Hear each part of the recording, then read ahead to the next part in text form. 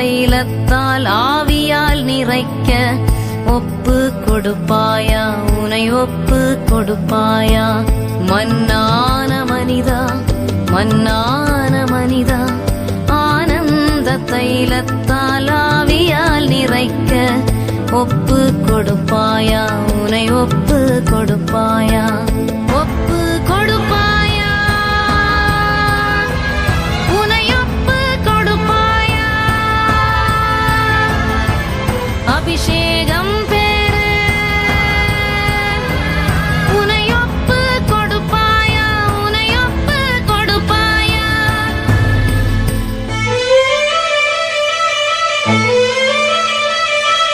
ஜெயம் ஜெயம் இயேசுவின் ரத்தம் ஜெயம், ஜெயம் ஜெயம் இயேசுவின் ரத்தம் ஜெயம்.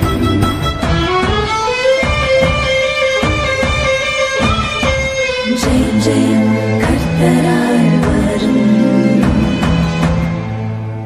தடைகள் உடைய சங்கிலிகள் தெறிக்க, கண்ணீரை போக்க, கவலைகள் மறக்க, சாபத்தை போக்க, பாவத்தை கழுவ, பேய்கள் ஓட, நோய்கள் குணமாக அவரண்டை வருவாயா, இதயத்தை தருவாயா, இன்றே தருவாயா, அதை இன்றே தருவாயா, இயேசுவுக்கே தருவாயா.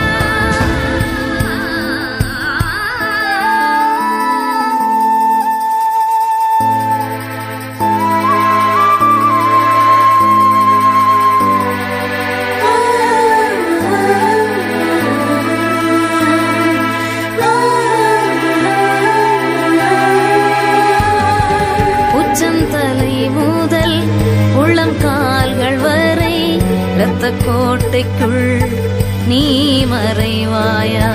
சமாதானம் வரும், சந்தோஷம் வரும், கிருபை பெருகும், தரித்திரம் அகலும், மறுரூபமாகி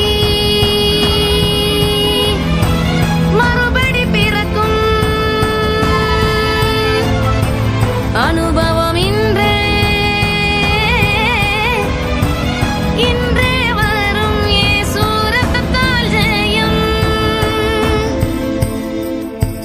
மன்னான மனிதா, மன்னான மனிதா, ஆனந்த தைலத்தால் ஆவியால் நிறைக்க ஒப்பு கொடுப்பாயா, உனை ஒப்பு கொடுப்பாயா.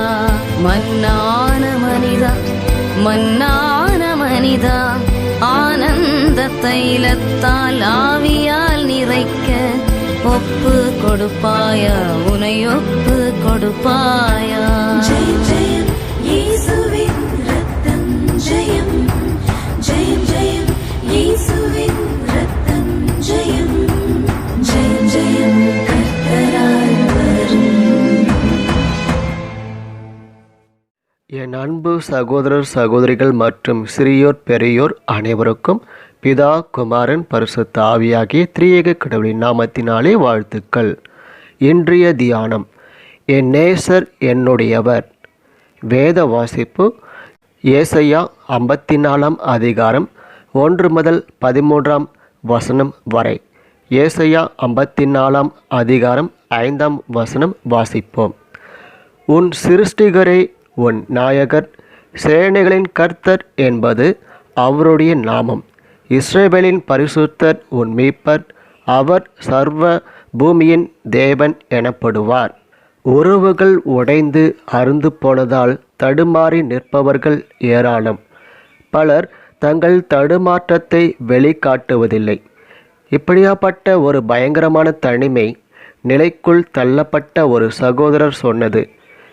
எவராலும் புரிந்து கொள்ளப்படாத நிலையில் தடுமாறி நின்ற என் கண்கள் ஏசாயா 54 அதிகாரம் 5-6 வசனங்களை கண்டது. என்னையும் நேசிக்க ஒரு நேசர் உண்டு என்ற செய்தி என் வாழ்வையே மாற்றி போட்டது என்றார். பிள்ளை பெறாத மலடி, அநாதை ஸ்திரீ, விதவை, கைவிடப்பட்ட மனம் நொந்த சகோதர சகோதரிகள் சிறு வயதில் விவாகம் செய்து தள்ளப்பட்டவர்கள், சிறுமிப்பட்டவர்கள், பெருங்காற்றில் அடிப்பட்டவர்கள், திக்கற்றவர்கள். இந்த வார்த்தைகளின் கொடுமை அந்தந்த அனுபவங்களுக்கு முகம் கொடுக்கிறவர்களுக்குத்தான் புரியும். இஸ்ரவேல் மக்கள் அப்படிப்பட்ட ஒரு நிலையில்தான் அன்று காணப்பட்டார்கள். கர்த்தர் இஸ்ரவேலை தள்ளினதால் இஸ்ரவேல் நேசிக்க எவருமின்றி தத்தளித்து அன்று பிள்ளைகள் இல்லாத மனைவிகள், தள்ளப்பட்ட பெண்கள், கைவிடப்பட்ட மனைவிகள் சமுதாயத்தில் வெறுத்து ஒதுக்கப்பட்டார்கள். அவ்விதமாகவே இஸ்ரவேலை தாம் தள்ளி போட்டதாக கர்த்தர் உரைத்தார்.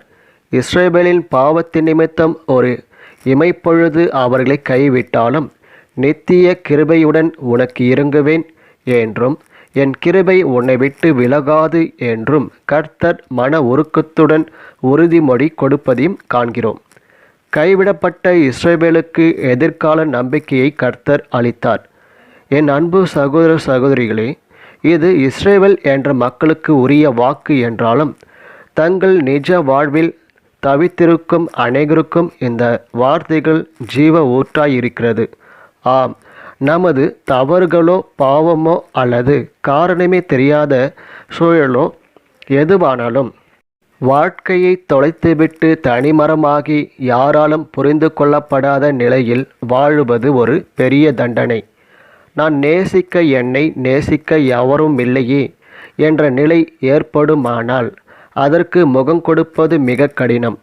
அப்படியேப்பட்ட சமுதாயத்தில் இது இஸ்ரவேல் ஜாதிக்குரிய நம்பிக்கையின் வாக்கு என்றாலும் கூட தனிப்பட்ட ரீதியில் நாம் விசுவாசிக்கும் போது நமது வாழ்விலும் இவ்வார்த்தைகள் புத்துயிர் தருகிறது.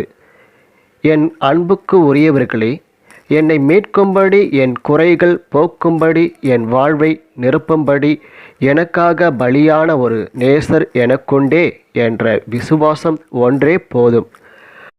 நொந்து போனவரின் வாழ்வை அடியோடு மாற்றிவிட. உன்னத பாட்டு 2ஆம் அதிகாரம் 16ஆம் வசனம் வாசிக்கையில், என் நேசர் என்னுடையவர், நான் அவருடையவள். ஜெபம் செய்வோம். நித்திய கிருபையுடன் உனக்கு இறங்குவேன் என்று வாக்கு பண்ணின தேவனே, எனது தடுமாறிய வேளைகளில் எல்லாம் உம் வாக்கை தந்து தேற்றி வருகிறதற்காக நன்றி சொல்கிறோம். எங்கள் ஆண்டவராகிய இயேசு கிறிஸ்துவின் மூலம் வேண்டிக் கொள்கிறோம் எங்கள் நல்ல பிதாவே. ஆமேன். ஒப்பு கொடுப்பாயா, உனை ஒப்பு கொடுப்பாயா, மன்னான மனிதா, மன்னான மனிதா, ஆனந்த தைலத்தால் ஆவியால் நிறைக்க ஒப்பு கொடுப்பாயா, உனை ஒப்பு கொடுப்பாயா.